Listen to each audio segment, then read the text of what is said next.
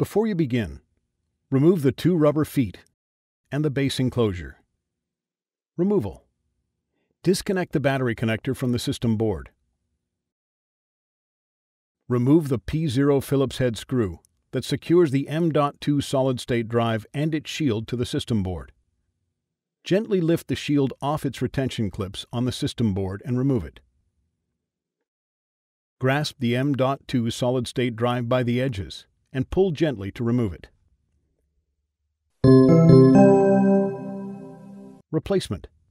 Align the notch in the M.2 solid-state drive with the key in the M.2 solid-state drive slot on the system board. Gently insert the M.2 solid-state drive into its slot on the system board. Note, the shield has a thin screw hole alignment tab, which fits underneath the M.2 solid-state drive.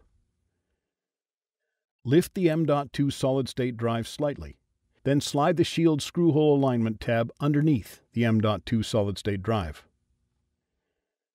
Align the edges of the shield with the retention clips on the system board, and gently push down to secure the shield in place. Replace the P0 Phillips head screw that secures the M.2 solid-state drive and its shield to the system board. Reconnect the battery connector to the system board.